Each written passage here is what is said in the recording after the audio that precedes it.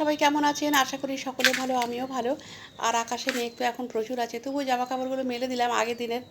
দেখা যাক কতটা শুকিয়ে নিতে পারি। তো রোদ এখনও আছে, মাঝে মাঝে একটু মেঘলা হচ্ছে। আর এখানে এই জবা গাছটা নতুন হাসব্যান্ড এনে দিয়েছে, কিন্তু এটা এখনও লাগানো হয়নি। আসলে টব নেই, একটা টব আনতে বলেছি। আর অন্য কোনো পাত্র নেই, বসাতে পারছি না। তো এটা একটা জবা ফুলের গাছ। আর এই যে দেখুন, এখানে আমাদের ছাদের দরজাটাও চেঞ্জ করা হয়েছে। আমাদের সব দরজা জানালাই চেঞ্জ করা হয়েছে। তো ওটা আপনাদের সঙ্গে শেয়ার করব। সব কিছু কমপ্লিট হয়ে গেছে। আর এখন আমি পালং শাকের তরকারি রান্না করছি, নেমে এসেছি ছাদ থেকে।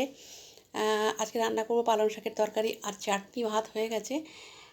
ভাত আর চাটনি করে ফেলেছি, আর চিকেন করব। চিকেন, এই যে ভাতটা হয়ে গেছে, চিকেনে নুন মাখিয়ে রেখেছি, আলুটা ভেজে নিয়েছি, আর এই যে চাটনি।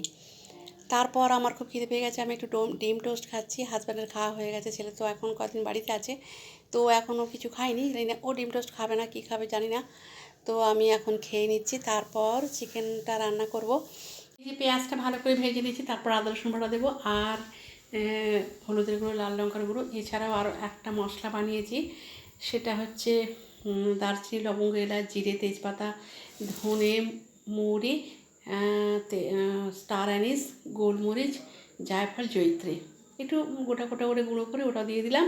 দিয়ে সব একসঙ্গে ভালো করে কষিয়ে, চিকেনটা দিয়ে আবারও ভালো করে কষিয়ে নিয়ে 10 মিনিটের মতো ঢাকনা দিয়ে রেখেছিলাম। তারপর পরিমাণ মতো জল দিয়ে, নুন দিয়ে আরও 10 মিনিট রান্না করে নিয়েছিলাম। ব্যাস, রান্নাবান্না কমপ্লিট হয়ে গেছে, অনেক কাজকর্ম করে নিয়েছি। এখন আমি খেতে বসে গেছি, চিকেনটা দেখাচ্ছি, সবই খেয়েছি। তো ব্লগটা এই পর্যন্তই, সবাই খুব ভালো থাকবেন।